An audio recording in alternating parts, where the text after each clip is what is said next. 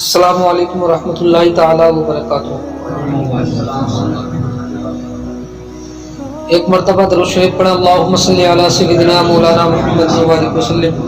صلاۃ و سلام علیک یا رسول اللہ صلی اللہ تعالی علیہ وسلم۔ آج میں آپ کے سامنے طہارت کے بارے میں چند باتیں بتاؤں گا اور اس کی فضیلت کے بارے میں بتاؤں گا کہ طہارت کسے کہتے ہیں اور طہارت کی قسمیں کتنی ہیں۔ تو سماعت کیجئے کہ نماز کے لیے طہارت ایسی چیز ہے کہ بے اس کے نماز ہوتی ہی نہیں ہے، یعنی کہ بغیر طہارت کے نماز نہیں ہو سکتی ہے، بلکہ جان بوجھ کر جو انسان بغیر طہارت کے یعنی کہ بغیر پاکی کے نماز ادا کرے تو علماء اکرام فرماتے ہیں کہ ایسا شخص کرنے والا ایسا ہے جیسا کہ اس نے کفر کیا۔ بغیر پاکی کے نماز پڑھنے والا ایسے نماز پڑھنا اس کا ایسا ہے، علماء اکرام بیان کرتے ہیں جیسا کہ اس نے کفر کیا۔ اور کفر ہو بھی کیوں نہیں، اس بے وضو یا بے غسل نماز پڑھنے والے نے عبادت کی جو ہے ناپاکی کی حالت میں بے ادبی کی ہے، توہین کی ہے۔ نبی کریم صلی اللہ تعالیٰ علیہ وسلم فرماتے ہیں کہ جنت کی کنجی نماز ہے، جنت کی کنجی نماز ہے، اور نماز کی کنجی جو ہے وہ طہارت ہے، نماز کی کنجی طہارت ہے۔ اور ایک روز نبی کریم صلی اللہ تعالیٰ علیہ وسلم صبح کی نماز میں سورہ روم پڑھ رہے تھے اور نبی کریم صلی اللہ تعالیٰ علیہ وسلم کو متشابہ لگا، تو بعد نماز اللہ کے نبی نے ارشاد فرمایا، کیا حال ہے ان لوگوں کا جو ہمارے ساتھ نماز پڑھتے ہیں اور اچھی طرح طہارت نہیں کرتے۔ اللہ کے نبی صلی اللہ تعالیٰ علیہ وسلم فرماتے ہیں انہی کی وجہ سے، یعنی جو لوگ بالکل مکمل طریقے سے پاکی کر کے نہیں آتے ہیں، وضو اور غسل کے ساتھ نہیں آتے ہیں، تو اللہ کے نبی فرماتے ہیں انہی کی وجہ سے امام کو قرات میں شبہ پڑتا ہے، یعنی امام کو جو متشابہ لگتا ہے وہ ان لوگوں کی وجہ ہوتی ہے جو مکمل پاکی کے ساتھ نہیں آتے۔ اور حدیث پاک کا ایک جز ہے کہ جب بغیر کامل طہارت نماز پڑھنے کا یہ وبال ہے، یعنی کہ جو مکمل پاکی کے ساتھ نہیں آئے تو اس کا اتنا بڑا وبال ہے کہ امام صاحب کو متشابہ لگ سکتا ہے۔ تو اب اندازہ لگاؤ کہ بے طہارت یعنی کہ ناپاکی کی حالت میں نماز پڑھنے والے کی نحوست کا کیا عالم ہوگا۔ جب مکمل پاکی کے ساتھ جو شخص نہ آئے اس کے وبال کا عالم یہ ہے کہ امام صاحب کو بھی متشابہ لگ سکتا ہے اس کی غلطی کی وجہ سے۔ تو اندازہ لگاؤ جو مکمل ہی جو ہے ناپاکی کے عالم میں آ رہے ہو، یہ سوچے کہ کسی کو پتہ تھوڑی چل رہا ہے اور ایسے چل لیتا ہوں، تو آپ اس بات کا اندازہ لگاؤ۔ ایک حدیث میں اللہ کے نبی صلی اللہ تعالیٰ علیہ وسلم نے یہ فرمایا ہے کہ طہارت یعنی پاکی جو ہے وہ نصف ایمان ہے، نصف ایمان ہے، آدھا ایمان جو ہے وہ پاکی ہے۔ اب پاکی یعنی کہ طہارت کی جو ہے دو قسمیں ہیں۔ طہارت دو طرح کی ہوتی ہے، ایک تو چھوٹی طہارت ہوتی ہے اس کو کہتے ہیں صغرا، اور ایک بڑی طہارت ہوتی ہے اس کو کہتے ہیں کبرا یعنی کہ بڑی۔ اب طہارت صغرا جو ہے یہ کسے کہتے ہیں، تو طہارت صغرا چھوٹی پاکی کہتے ہیں وضو کو، اور طہارت کبرا جو کہتے ہیں وہ کہتے ہیں غسل کو۔ غسل جو ہوتا ہے وہ بڑی پاکی ہوتی ہے، اور چھوٹی پاکی جو ہے یہ وضو ہوتی ہے۔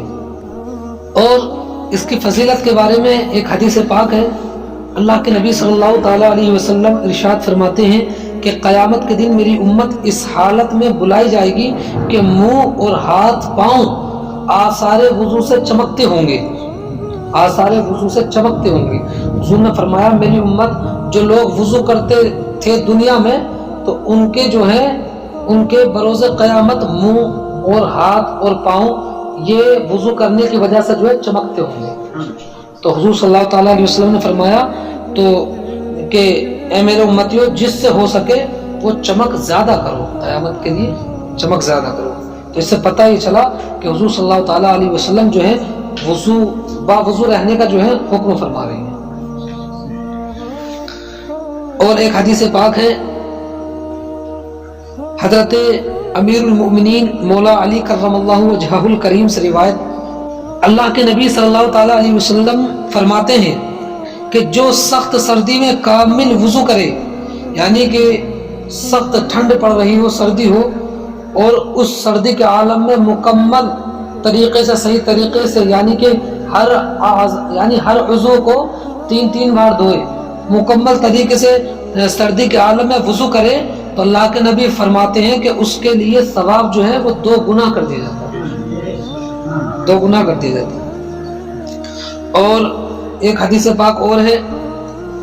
اللہ کے نبی صلی اللہ تعالیٰ علیہ وسلم فرماتے ہیں جو مسلمان وضو کرے اور اچھا وضو کرے، پھر کھڑا ہو اور باطن و ظاہر سے متوجہ ہو کر 2 رکعت نماز پڑھے، اس کے لیے جنت واجب ہو جاتی ہے۔ اور ایک حدیث پاک اور ہے، اللہ کے نبی صلی اللہ تعالیٰ علیہ وسلم نے فرمایا کہ جو شخص وضو پر وضو کرے اس کے لیے 10 نیکیاں لکھی جائیں گی۔ یعنی جو انسان باوضو تھا، مثال کے طور پر عصر کی نماز اس نے پڑھی، عصر کی نماز جس وضو سے پڑھی، اب مغرب کا وقت آ گیا، وہ وضو جو عصر میں تھا وہ نہیں ٹوٹا، ابھی وہ قائم ہے، تو اس نے یہ سوچا کہ لاؤ ثواب کی نیت سے جو ہے وضو علی الوضو کر لیا جائے، یعنی وضو تو ہے لیکن اس کے اوپر سے ایک اور وضو کر لیا جائے، اس کو وضو علی الوضو کہتے ہیں۔ تو جس نے وضو پر وضو کیا اس کے لیے 10 نیکیاں لکھ دی جاتی ہیں، 10 نیکیاں لکھ دی جاتی ہیں۔ اور ایک حدیث پاک اور ہے، حضور سید عالم صلی اللہ تعالیٰ علیہ وسلم نے فرمایا، حضور سید عالم صلی اللہ تعالیٰ علیہ وسلم نے فرمایا جو ایک بار وضو کرے تو یہ ضروری بات ہے، یعنی کہ ایک بار وضو کرنا تو ضروری ہی ہے، ایک مرتبہ دھونا یہ تو بالکل فرض ہے، ایک بار تو ضروری ہے، اور جو 2 بار دھوئے یعنی کہ 2 بار وضو کرے، اور 2 بار وضو کرے اس کو 2 ثواب ہے، اور جو 3 بار وضو کرے تو اللہ کے نبی صلی اللہ تعالیٰ علیہ وسلم فرماتے ہیں یہ میرا اور اگلے نبیوں کا وضو ہو جاتا ہے۔ یعنی کہ ایک بار دھونا تو یہ بالکل فرض ہے، لیکن اللہ کے نبی فرماتے ہیں کہ جو شخص 2 بار مطلب وضو کرے، 2 بار ہاتھ دھوئے، سب اعضاء کو 2 بار دھوئے تو اس کو 2 گنا ثواب ملتا ہے۔ اور اللہ کے نبی فرماتے ہیں جو شخص 3 بار وضو کرے تو اللہ کے نبی فرماتے ہیں کہ وہ وضو میرا وضو اور اگلے نبیوں کا وضو ہوتا ہے۔ اور ایک حدیث پاک اور ملاحظہ فرمائے، حضور صلی اللہ تعالیٰ علیہ وسلم نے ارشاد فرمایا جس نے بسم اللہ کہہ کر وضو کیا سر سے پاؤں تک اس کا سارا بدن پاک ہو گیا، اور جس نے بغیر بسم اللہ وضو کیا تو اس کا اتنا ہی بدن پاک ہوگا جتنے پر اس نے پانی گزارا۔ پتہ یہ چلا کہ جب ہم وضو کریں تو ہم کو یہ چاہیے کہ ہم اس سے پہلے بسم اللہ پڑھ لیں تاکہ اللہ رب العزت سر سے لے کر کے پاؤں تک تمام جسم کو جو ہے پاک فرما دے۔ اللہ کے نبی فرماتے ہیں اگر بسم اللہ نہیں پڑھی وضو تو ہو جائے گا، لیکن وضو کرنے سے وہی جسم کے اعضاء، وہی جسم کے حصے پاک ہوں گے جن پر جو ہے وضو کا پانی لگے گا۔ لیکن اگر کوئی انسان بسم اللہ وضو کے شروع میں پڑھ لے تو اللہ کے نبی فرماتے ہیں کہ اللہ رب العزت سر سے لے کر کے پاؤں تک تمام اعضاء کو اس کے پاک فرما دیتا ہے۔ اور ایک حدیث پاک اور ملاحظہ فرمائیے، حضرت ابو ہریرہ رضی اللہ تعالیٰ عنہ سے مروی ہے، رسول اللہ صلی اللہ تعالیٰ علیہ وسلم فرماتے ہیں جب کوئی خواب سے بیدار ہو تو وضو کرے اور 3 بار ناک صاف کرے کہ شیطان اس کے نتھنے پر رات گزارتا ہے۔ یعنی کہ اگر کسی انسان کو رات میں خواب دکھائی دے، خواب دیکھنے کے بعد جب اس کی آنکھ کھلے تو وہ فوراً جو ہے وضو کر لے، تاکہ جو اس پر شیطان حاوی ہے تو وہ شیطان اس سے دور ہو جائے، اس سے بھاگ جائے۔ تو اس سے معلوم یہ بھی ہوئی ایک بات کہ خواب جو ہوتا ہے، غلط جو خواب ہوتا ہے وہ شیطان بہکاتا ہے۔ اور ایک حدیث پاک اور مشکات شریف کی حدیث پاک حضرت عائشہ رضی اللہ تعالیٰ عنہ سے مروی ہے کہ 10 چیزیں فطرت سے ہیں، 10 چیزیں فطرت سے ہوتی ہیں، یعنی ان کا حکم ہر شریعت میں تھا، 10 چیزیں اس ہماری شریعت میں ایسی ہیں جو فطری ہیں، یعنی کہ ان چیزوں کا جو ہے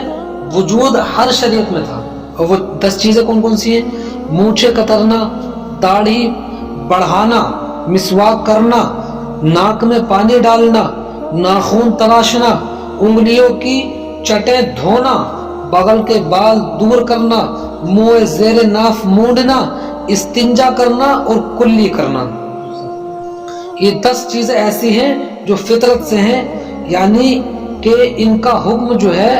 हर शरीयत में जो है लागू थी, हर शरीयत में जो है ये लागू थी।